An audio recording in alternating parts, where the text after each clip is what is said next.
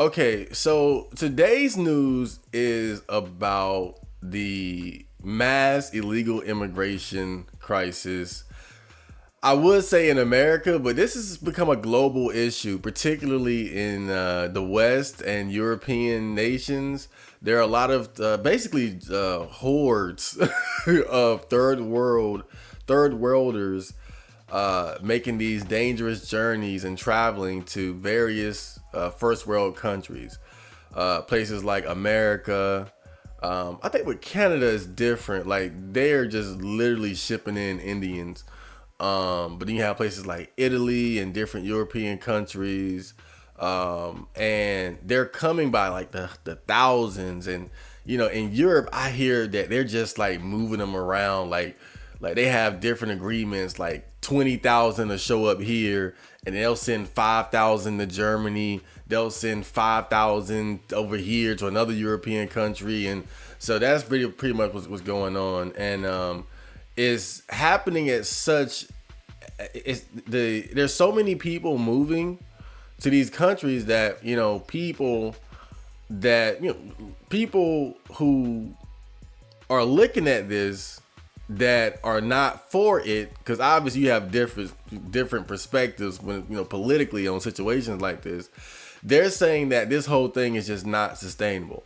They're saying that obviously immigration in of itself isn't a bad thing, but they're saying when you have people coming in these such large numbers, basically flooding these countries, that it's going to cause instability. And when you look at America, for instance, and Canada, which are dealing with a large amount of illegal immigration, it's costing taxpayers billions of dollars. And a lot of people are saying that, the housing crisis and stagnant wages have a lot to do with, these illegal immigrants flooding the country. But let's get into this particular issue in Italy. So in Italy, if you don't know, there's a small island off the coast of Italy called Lampedusa. And there are only, I believe, about 6,000 to 7,000 people living there. But recently, there were several boats containing thousands of immigrants that landed on their shores. And so, just do the math. You have an island where you have 6,000 people, and then 7,000 illegal immigrants show up overnight just like that. I mean, obviously, that is beyond unstable. That's beyond dangerous.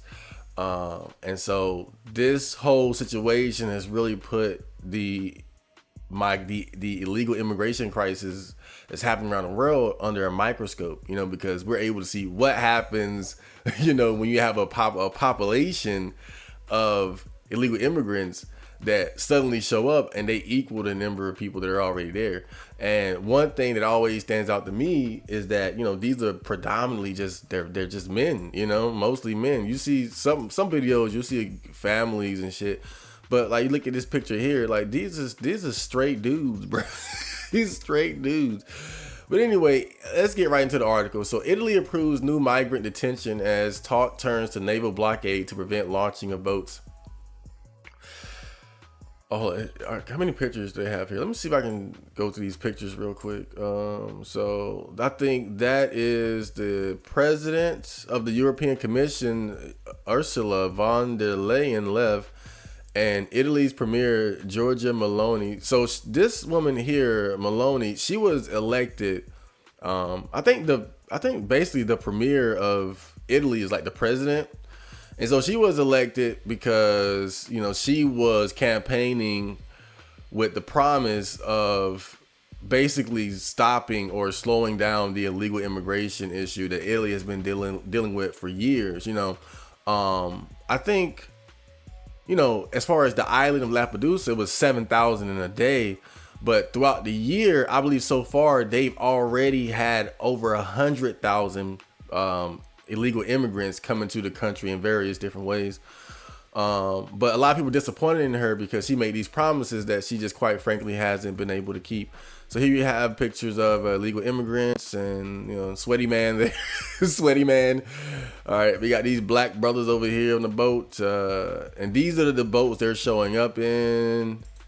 God damn. And yeah, they just yeah. Okay, there you go. So let's get right into the article.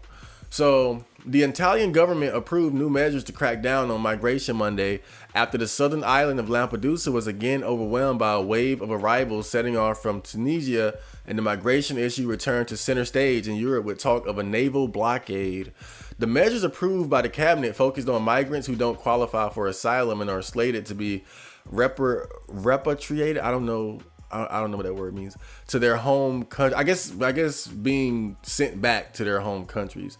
The government extended the amount of time such people can be detained to the EU maximum of 18 months. The government extended them detained the EU. Okay. It also plans to increase the number of detention centers to hold them, since capacity has always been insufficient and many of those scheduled to be returned home managed to head farther north. So I've been hearing that, you know, they have these centers where they hold the illegal immigrants, but that a lot of them, they know, right? They know that they're being held there and could potentially be sent back.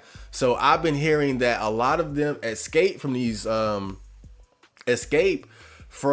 these detention centers, because it's like, why am I going to stay here? And there's the possibility that I could be sent back, you know, because the fact is, a lot of these people, they're not asylum seekers. You know, I think asylum seekers mean that you're escaping like wars and like extremely dangerous situations. A lot of these people are economic migrants, meaning that they're just looking to relocate to a more wealthy, prosperous country where they have more opportunities.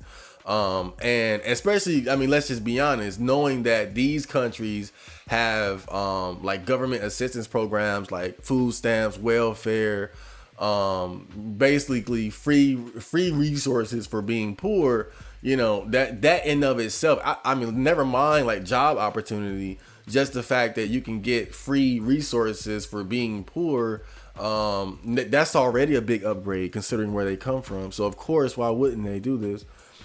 Premier Giorgia Meloni announced the extraordinary measures after Lampedusa, which is closer to Tunisia in North Africa than the Italian mainland, was overwhelmed last week by nearly 7,000 migrants in a day, more than the island's resident population.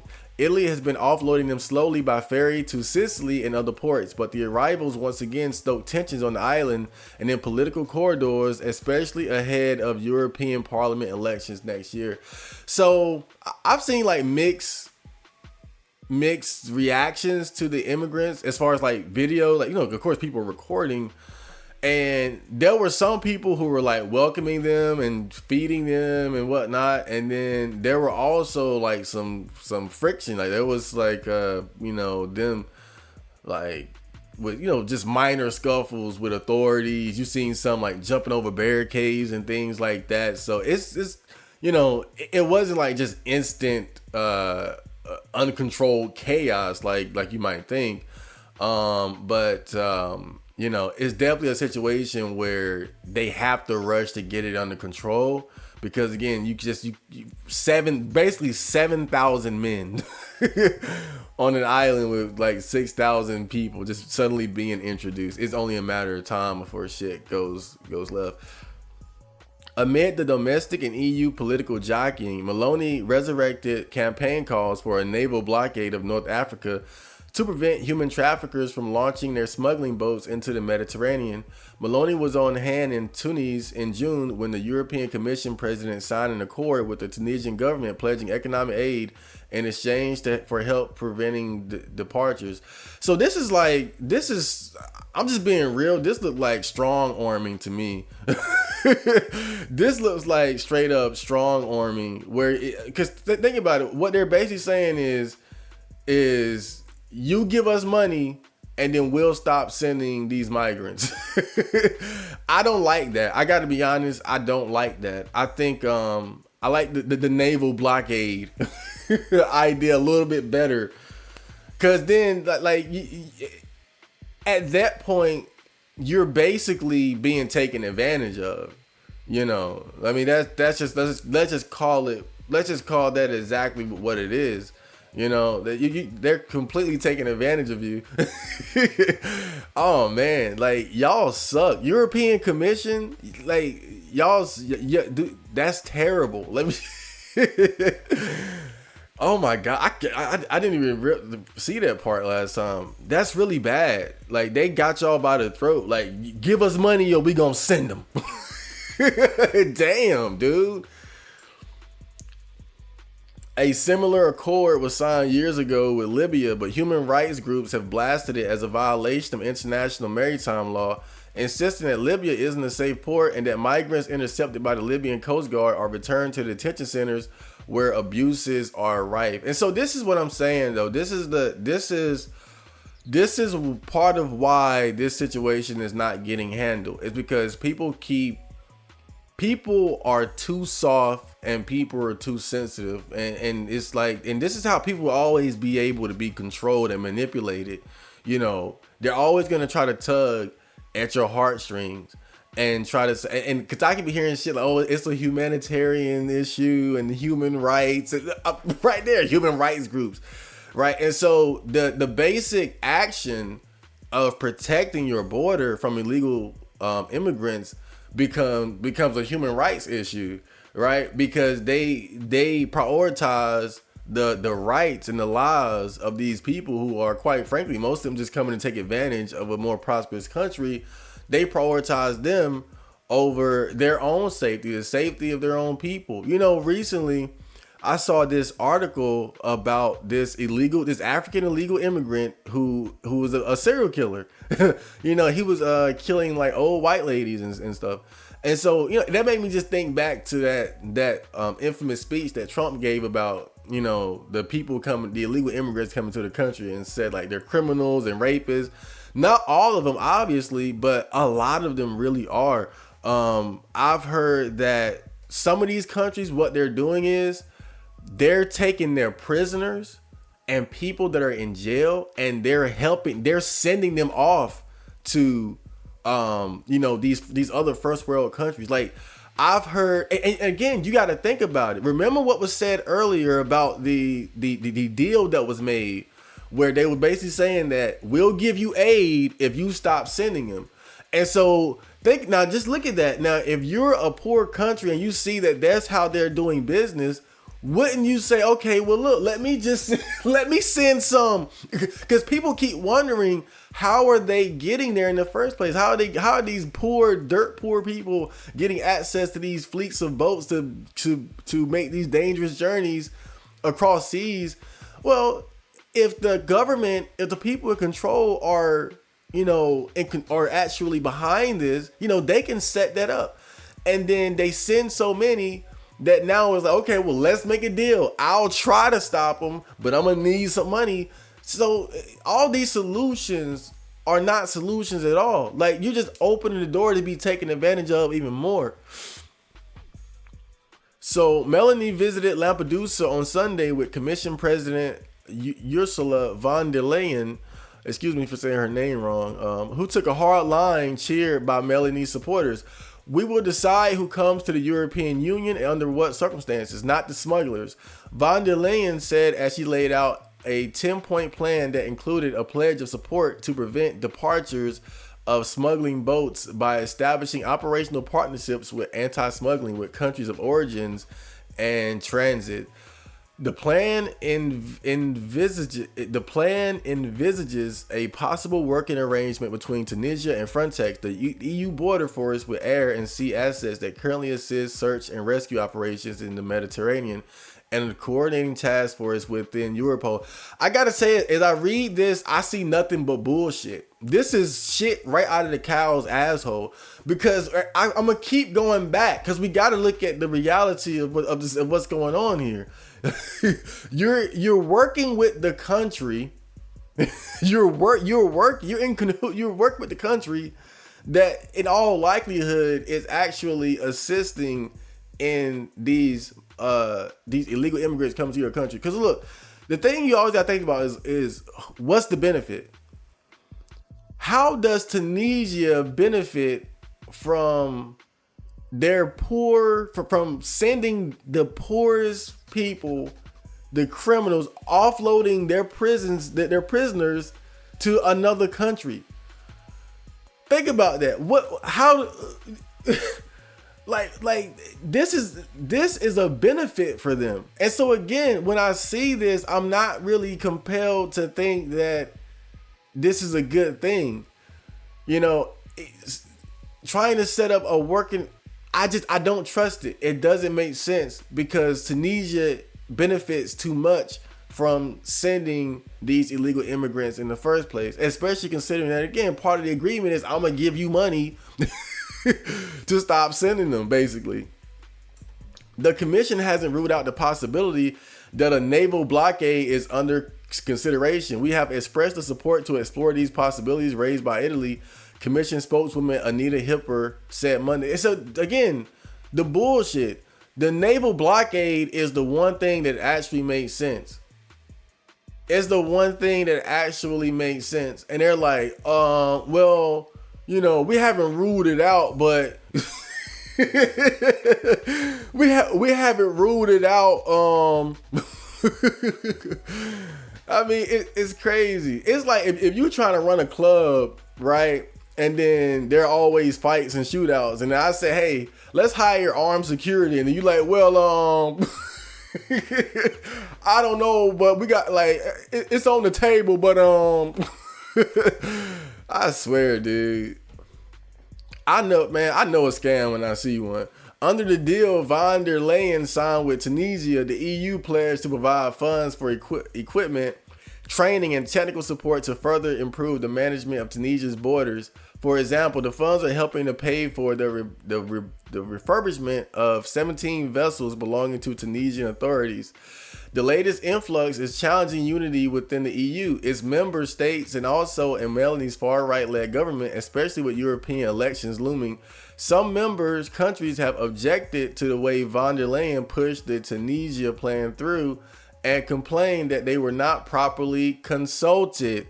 Some member countries have objected to the way von der Leyen pushed the Tunisian plan through and complained that they were not properly consulted. Yeah, that's what I'm saying. Like, it's too obvious that this is not a good idea. This is not going to work. They haven't even consulted with the other members of the EU. But even in Italy, it's controversial. Vice Premier Matteo Salvini, head of the populist right-wing league, has challenged the efficacy of Melanie's EU-Tunisia deal and hosted French right-wing leader Marine Le Pen at an annual league rally in northern Italy on Sunday. Just a few days earlier, Le Pen's niece and far-right politician Marion Maréchal was on Lampedusa blasting the French government's response to the migration issue. The French government of Emmanuel, hey, what's up, Macron has shifted right on migration and security issues, and on Monday, his interior minister, Gerald Darmanin, was heading to Rome for meetings. Darmanin said before he left that France would help Italy maintain its borders to prevent people from arriving, but was not prepared to take in migrants who have arrived in Lampedusa in recent days. And see, that's what I'm saying, though. Like, why are you even talking like this? What you talking about? Not prepared? That shouldn't even be an option. They're illegal immigrants. What do you... Oh my God. Oh man. But now some people might find hope in that, you know, right? You see things like what does it say? The French government of Emmanuel Macron has shifted right on migration and security issues and on Monday. And so you might say, oh, well, now we're headed in the right direction, but you know, the thing is, you gotta look at it like this. If this was allowed, let's just call it what it is. This was allowed to happen. If these countries wanted to protect their borders, by all means, they would do it. This was allowed. This was planned. This was understood. There's a reasoning and there's a purpose behind all this. Let's just call it what it is. You know, I got banned on Reddit for 3 days for asking why, these countries don't use, force to protect their borders. Again, a naval blockade. Just think about, like, you have these big militaries that sit around doing nothing but invading other countries, right? And you won't even use them to protect the borders. Like, if anything tells you that this is being allowed, that there's a reason, a purpose behind that, this should tell you, when you look at how America would send troops around the world and start kicking in doors and blowing shit up and inconveniencing other people in other countries and shit. And then we find a way to justify it every time. Look at how we do that. We can't just simply protect our borders. We can't take some of our military personnel to protect our borders using force if necessary. We have all these weapons. We got mines. We got ships and all that, but we're not using it. Like we're just sitting there and accepting it. It doesn't make any sense. It simply doesn't add up. Anyone with common sense can see that. And so what I'm saying is, all of a sudden you want to lean to the right when you got what you wanted out of the situation. It's like I opened the door for them to come in, and then I want credit for closing it. That's all it is. I'm gonna open the door, and when I close it, I want you guys to praise me. Like I said, man, don't fall for the bullshit. If they really wanted to protect this has all been allowed, bro. And the reason why it keeps accelerating is because as it's being allowed, and the people learn, there's no consequence. They're just gonna let us in. A few people might not make it. Some people will be sent back. But when you see how many are just being allowed in, like I saw a video the other day at the border. You had people, I guess they were border patrol, badges and all that. They opened the door, they opened the gate and was counting how many was coming in, then closed the gate. Bruh. Things are getting very difficult in Lampedusa. That's why we should help our Italian friends. But there should not be a message given to people coming on our soil that they are welcome in our countries no matter what, he said on Francis Europe 1 Radio. Wow, kind of late. Our will is to fully welcome those who should be welcome, but we should absolutely send back those who have no reason to be in Europe, he said, citing people arriving from Ivory Coast or Guinea or Gambia, saying there is no obvious political reason to give them asylum. They're taking advantage of your kindness, dumbass. I shouldn't even call him a dumbass because he knows what's up. Like what are you talking about? Melanie, everybody, I guarantee you, man, everybody that was named in this goddamn article they know what's up, bro. They know what it is. I'm willing to bet most of them, and they're complicit in this shit. Nothing's new under the sun. You look at a situation like with Melanie and, as the president of Italy and the campaign that she ran talking about we're going to crack down on illegal immigration. This is nothing new. Politicians lying to get votes. But, it's interesting. The fact that she won, it tells you what the will of the people is. Unless they have like some sort of rigged election, who knows? Maybe they got election fraud or something. I don't know. But her being elected shows you what the will of the people is. The people, they don't want they don't want that. They don't want all these people coming in by the thousands and all that. They don't want it. I saw the most disturbing video though. Funny and disturbing.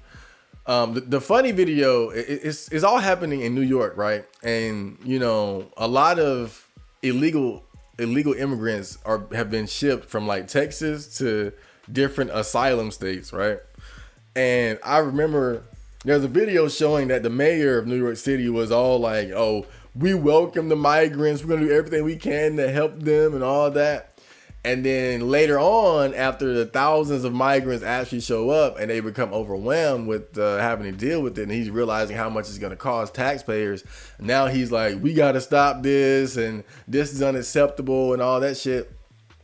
And so it's funny seeing people get hit with reality, when they think it's one way, and then we all know that this isn't going to work, and then when reality comes knocking on the door, they have no choice but to change their tune.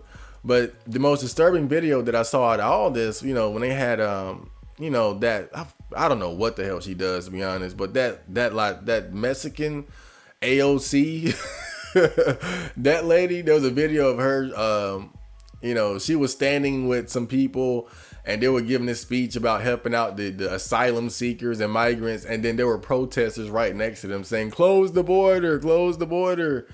But the reason why that video speaks volumes, because I think it clearly illustrates the disconnect between the elites and us. You know, as the people stand there and tell you what they want, what needs to happen, they're completely ignored. And she even called them bullies. She said, we will not be bullied. We are going to continue. Basically saying they don't give a fuck. You know, but this whole situation though is concerning. Because again, I'm watching like different videos, and one of the most concerned, like I'm hearing a lot of shit, bro. Like it's not even just economic migrants and asylum seekers and you know, people desperate for food stamps and shit.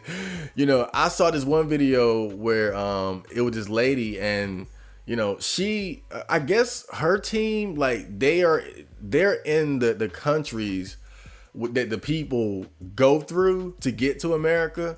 And so like they're finding out that a lot of these people coming, they're cartel members, they're drug dealers, they're people that were, you know, basically released from prisons and being sent to America, human traffickers, drug traffickers, things like that. And she said one of them, some of them are even like spies for other countries. And so it's just, when you look at how it's just I swear, like I've never had so little faith in the people running the government as I have now. Like it's whatever little sense of patriotism I had towards America is just dying away. It's just dying away.